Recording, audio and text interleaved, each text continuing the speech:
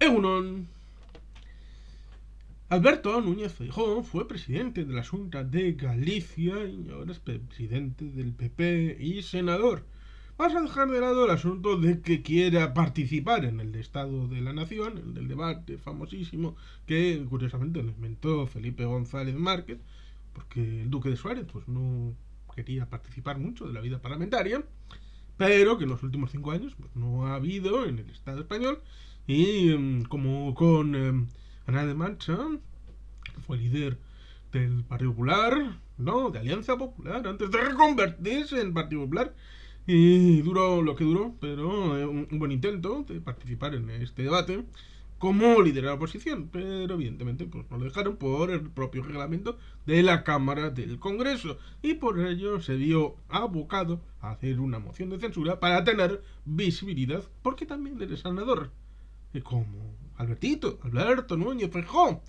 Bueno, pues este está haciendo las Españas, Alberto Núñez Feijóo, tratando de ampliar y ensanchar la base en un momento de debilidad y dificultad del Partido Popular, a pesar de que ha tenido un revulsivo con la mayoría absoluta de Andalucía, 58 escaños, cuando la mayoría absoluta son 55, la debilidad previa precisamente de las elecciones en Castilla y León, pero la suficiencia, no tanto como el señor Juanma Moreno, pero sí importante a la hora de establecer el gobierno de Madrid con las elecciones de Isabel Díaz Ayuso, pero que tendrán que repetirse el año que viene, lo cual pues es algo un poco sorprendente. Pero bueno, también ha habido antes las elecciones en Cataluña y en el País Vasco con una circunstancia dificultosa, no enjuagada suficientemente por la mayoría absoluta de Feijóo, que fue la última eh, contienda electoral, la de 2020, el mismo día que las elecciones vascas,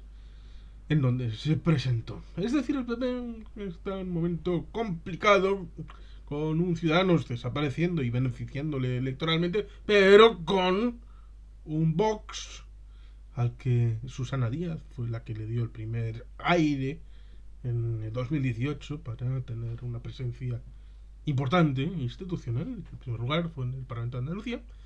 Pero el PP pues, no ha tenido una lucha o guerra cultural que le pusiera en su sitio ahora de establecer la dialéctica de confrontación, sino de debilidad y de miedo respecto a la extrema derecha del Estado español. Por eso hace las Españas.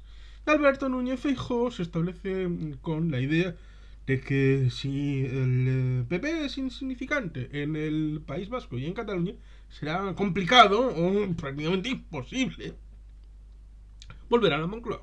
Por eso salen titulares como Feijóo antepondrá la economía al discurso identitario para recuperar votos del PNV.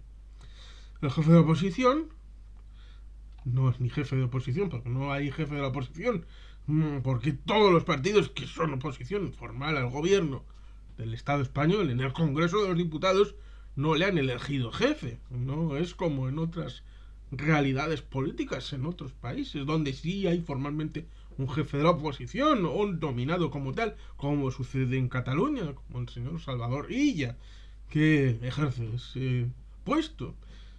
Bueno, en realidad no. Además, el jefe de la oposición, que no está en el Congreso de los Diputados, sino que es miembro del Senado. Una cámara que a quien le importa, a nadie. Pero bueno, establece esa idea que el jefe de la oposición tratará de insuflar oxígeno a la marca en Euskadi por la vía de la moderación autonomista y ondeando la bandera de la gestión. Bueno, también dice que Gallego planea reunirse con Urkullu para profundizar en sus relaciones, lo cual en parte pues, podría ser un poco contradictorio. Lo mismo de contradictorio que poner en sordina el asunto de renovar la dirección del Partido Popular en el País Vasco, transponiendo el Congreso hasta después de las elecciones al Parlamento Vasco. Sí, esas elecciones que son en julio del año 2024. Por lo tanto, una situación provisional, como es la del señor Carlos Iturgaiz, alias el acordeonista, bueno, pues sería provisional durante por lo menos 2 años. Eso sí, Pío García Escudero ha sido presidente interino del PP en Madrid durante bastante más y la cosa ha ido maravillosamente bien. Al final han puesto de presidenta a Ayuso, que era lo que quería, saltando por la borda el señor Pablo Casado, que era el que prefería establecer una especie de bicefalia en el PP de Madrid. Tal vez con el alcalde Almeida, pero bueno, vamos a lo mollar. Igual es lo mollar el asunto de economía, cuestión, importancia de hacer una buena política. No el asunto identitario, que eso es absolutamente aberrante y que eso no da ni quita votos. Ojo, siempre echando la culpa al nacionalismo vasco excluyente, separatista, xenófobo, racista y todas estas cosas, evitando decir que, bueno, fue el PP precisamente el que puso una bandera española delante y detrás de la estatua de José Antonio Aguirre cuando hubo una de estas victorias de la selección española de fútbol, haciendo una buena declaración de convivencia maravillosa y estupenda. Fueron ellos los que hicieron ese tipo de gestos maravillosos para convivencia en Bilbao. Un Bilbao que nunca recordará otra cosa, sino cómo una y otra vez estos han ido a hacer campaña en la chanda para que nos olvidáramos de cómo los fascistas entraron en Bilbao por la chanda. Pero bueno, estas cosas de la memoria histórica seguramente se dirán que, bueno, ya está con otras cosas. No, es que la bandera es símbolo de comunidad. Pero la bandera siempre también es símbolo de instituciones, de gentes, de capacidades, de autogobierno, de poder decidir y de que las decisiones que no tomes tú las puedas elegir en la coordinación con quien tú quieras.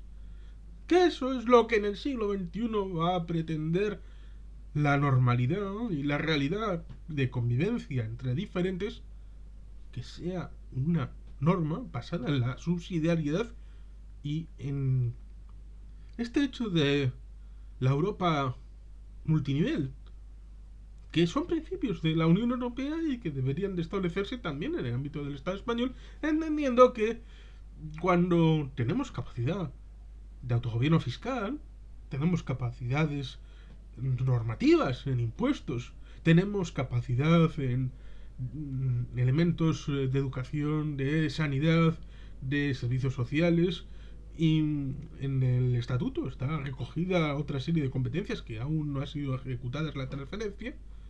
No es porque tengamos una icurriña, que también, porque la queremos llenar de contenido para el bienestar común, porque como decían los infanzones urbanos, patria libre, pero de ciudadanos libres e iguales. Vascos. Todos somos vascos.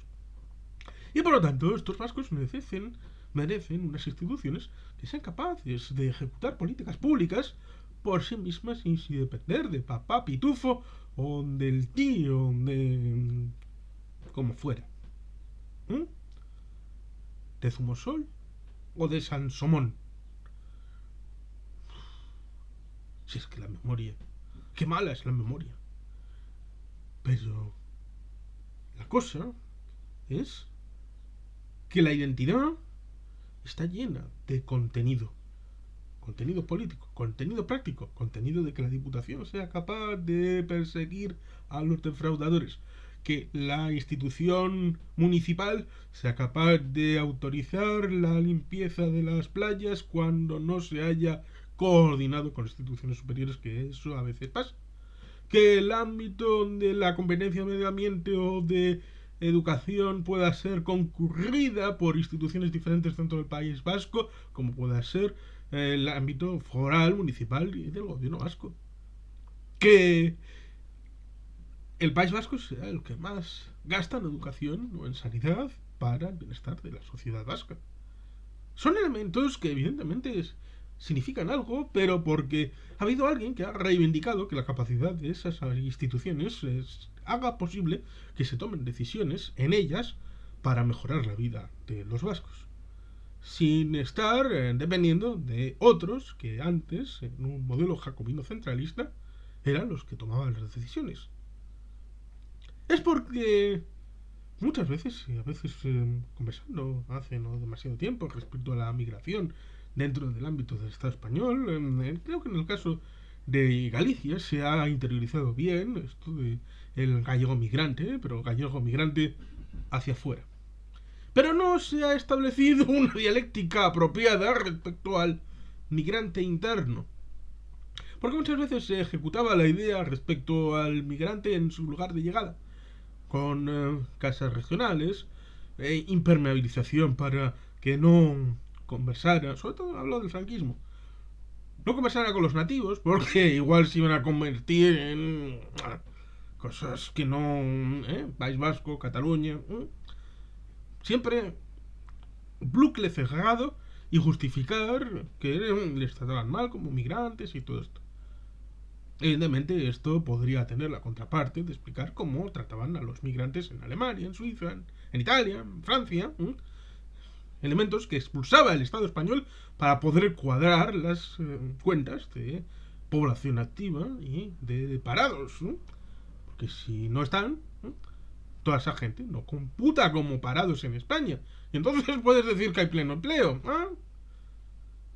Inteligentes, pero eso de el inmigrante en llegada oscurecía y ocultaba cómo ese migrante había tenido que salir de lugares del Estado español de los que había habido una política ideologizada, identitaria, que, incluyendo los acuerdos respecto a los planes de desarrollo, los polos de innovación que había durante el franquismo y todo esto, chuparon los recursos de municipios de Extremadura, de Castilla, de Andalucía, en beneficio de unas determinadas ciudades y en última instancia de Madrid.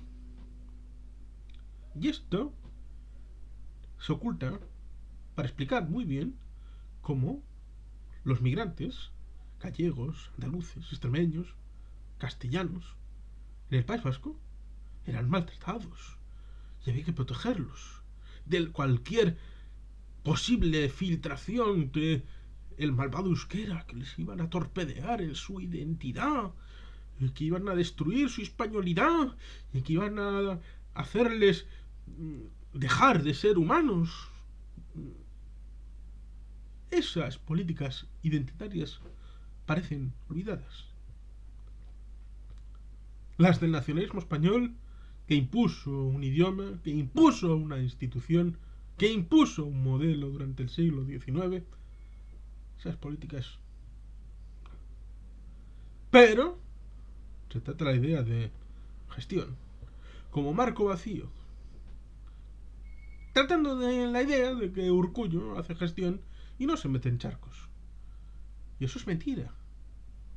Es diplomático, pero no es que no se meta en charcos, es que lo hace con tanta finura que otros no se sienten concernidos o agresivamente agraviados. Pero la gestión política del Urkullu y del gobierno vasco y de otras instituciones lideradas por el Euskadi Buru Batzar desde el ámbito partidario tiene identidad, por supuesto. Identidad nacional vasca. Otra cosa es que esta sea lo suficientemente útil para no desbordar en polémicas estériles. Pero la orientación está inserta dentro de cada una de las directrices políticas de las instituciones vascas. Por lo tanto, si quiere hablar de gestión, tendrá que ser con capacidades para ejercer esa gestión y que están, ahora que dicen que son el primer partido constitucionalista, cuando ¿cuántos votaron de Alianza Popular sí, no y abstención a la Constitución española? ¿Cuántos? Que lo diga primero, porque si son el primer partido constitucionalista del ámbito del Estado español, eso significaría que todo el grupo de Alianza Popular votó a favor de la Constitución, y eso sería mentir. Eso sería mentir contumazmente, porque por lo menos 8 personas no votaron sí, y tampoco eran tantos diputados. cuando supuestamente uno de ellos era el padre de la Constitución, uno de los 7, como es la Manuel Fraga Iribarne. Pero en fin, el asunto está en eso. La gestión habla de competencias. Disposición adicional primera, disposición transitoria cuarta, disposición derogatoria segunda. Estatuto de autonomía, con todo su competencial material, incluyendo la disposición transitoria quinta, que junto con la disposición del artículo 18.2 bis, 2b, respecto a la seguridad social, está todavía más claro en el mejoramiento del fuero en el artículo 954. La seguridad social es una competencia para ser gestionada en la comunidad autónoma vasca y la comunidad foral de Navarra. Ejecútese. Lo mismo que la competencia de tráfico debe ser íntegra, exclusiva por la Policía Foral de Navarra. Son realidades objetivas en tu ordenamiento jurídico, don Alberto. ¿Cuándo vas a cumplir con eso? Háblame de gestión, pero cumpliendo la Constitución. Y sin más, es que ricasco. Agur bat. Beti helpien.